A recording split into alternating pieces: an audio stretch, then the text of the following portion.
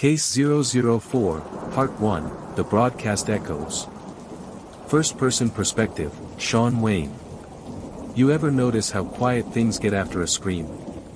Not just in sound, though silence can hum like a warning siren if you know how to listen, but in people. In the way they carry themselves after the fear fades. Like a city catching its breath after lightning splits the sky. That's where we were now. Lina hadn't said much since the panic attack. She was recovering, staying behind at the agency office on Red's orders. Not that she agreed. Her eyes clung to mine when we left. Part worry, part guilt. I didn't say anything. Just reached out and tapped her comms earpiece twice. I'd keep her in the loop. She needed to know that. Red was technically in town, working a separate case, but we all knew better than to assume we'd get her back up unless it was absolutely necessary. She played her own game at a level none of us fully understood yet. For now, it was me and Celine on this one. Cricket hooked us both into the new long-distance comms she and Red had been building for the agency. That meant everyone was now connected, me, Celine, Lina, Cricket, even the two kids, Ezra and Melody. Yeah. The same ones we saved in the first case. They weren't just guests anymore. They were invested, especially after that broadcast. The broadcast. It came through on the agency's emergency frequency 3 nights ago. An encrypted string of words that, when decoded, meant almost nothing, unless you had Lina's memory. One phrase sent her spiraling. She waits where the glass meets sky. That was all it took to crack something open inside her. Now I'm chasing ghosts again. Trying to stop something I don't understand. Which, apparently, is becoming a habit. Agency office, briefing room, morning. I stood at the briefing table, adjusting my earpiece. Check, check. Celine, you live. Still goth, still gorgeous. Ready when you are, Batman. That was her thing. Teasing nicknames. Calling me Batman was her way of saying she trusted me, sort of. Cricket patched in next. Audio links clean. I routed your comms through the second backup node just in case. And added a signal scrambling layer. If anyone's listening, they're hearing farm animal noises. Cool, I muttered. Farm-to-ear security. Cricket snorted. You're welcome. Lina chimed in next. I've got the surveillance feeds up from the southern blocks. Shawn, try not to let Celine break anything. She'll behave. Celine stretched her arms behind her head. No promises. We had a list of leads to chase down from the encrypted broadcast. The data Cricket recovered pointed to a handful of local businesses receiving similar code fragments, mostly pawn shops, a rundown theater, and an abandoned library. All clustered in the older district of the city. This was reconnaissance and data collection, no heroics. Not yet. Field, recon phase. We split the work. Celine went undercover into one of the pawn shops, dressed down in streetwear, hair tied back, voice higher. I almost didn't recognize her. That was her gift, disguises, mimicry, espionage. While I interviewed the owner of the closed-down theater about strange radio interference, Celine had already hacked into the pawn shop's backroom terminal and was streaming the data to Cricket. She's good, I said through the mic. Cricket exhaled. She's terrifying. I like her. Lina hummed softly. We all do. Just don't tell her. Tell who what? Celine's voice cut in, smug. Ezra and Melody were plugged in too, mostly listening but occasionally chiming in with wild theories about secret cults or ghost signals. It kept things light. After a long day, we regrouped at the agency. Celine dropped her disguise, kicked her boots up on the table, and opened a fizzy soda. I like this kind of work, she said. Less blood, more brains. And you're scary at both, I replied. Cricket patched in. Got something.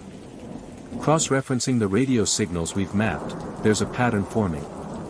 All the locations you visited, they map into a spiral. A Fibonacci spiral, to be exact.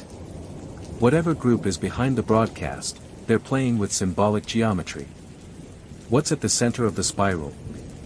I asked. An underground water treatment facility. Abandoned for years. Celine raised an eyebrow. Classic horror movie set piece. You in? I stood. Grab your gear. To be continued in Part 2.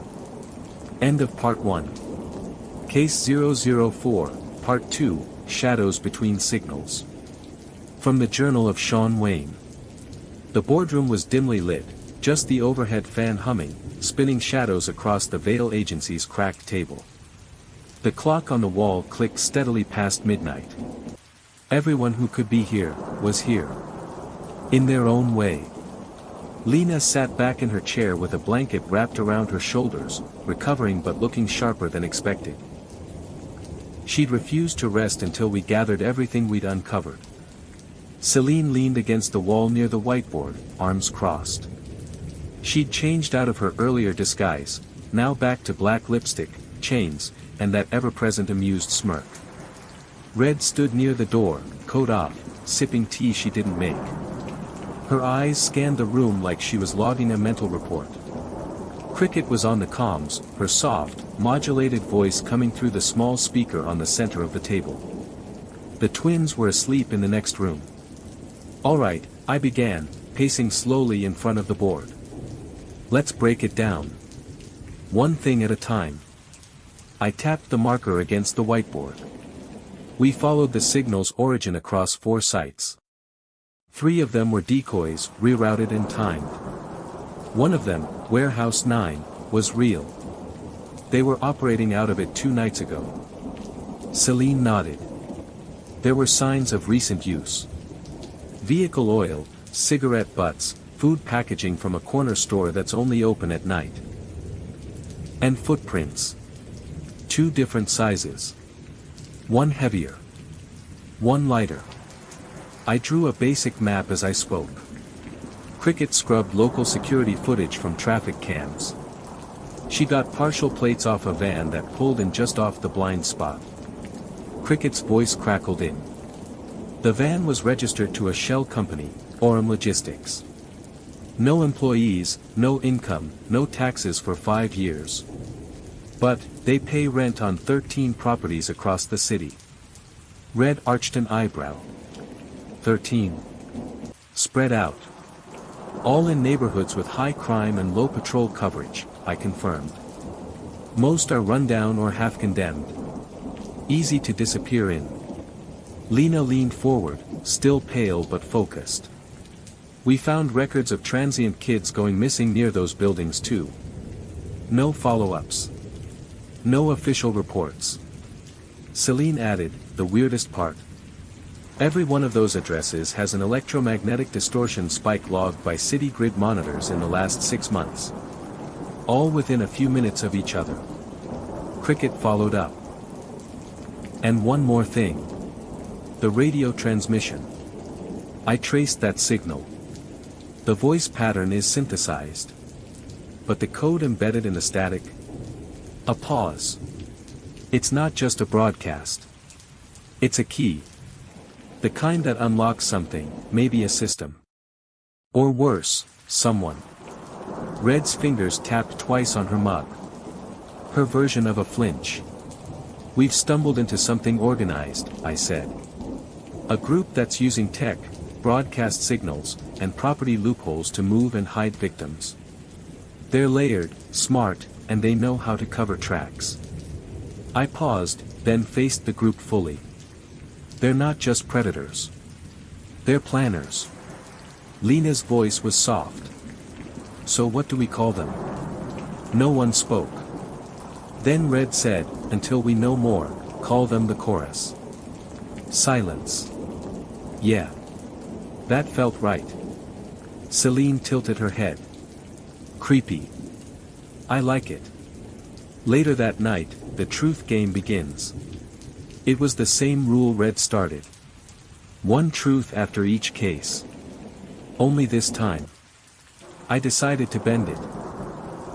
I'm feeling generous tonight, I said, pulling a chair into the middle of the room. So how about a bonus round? Instead of just one truth, I'll give my honest opinion about each of you. For free. Celine smirked. Ah. Sentimental already? I pointed at her with a lazy finger. You're dangerously good at pretending nothing bothers you. But I've seen how you change when people stop talking and start listening. You're not a storm. You're the silence before it. Celine blinked once. That was a first. I turned to Lina. You're complicated. Like a mirror maze. Bright and sharp and hard to hold on to when the lights go out. But you've never let me fall.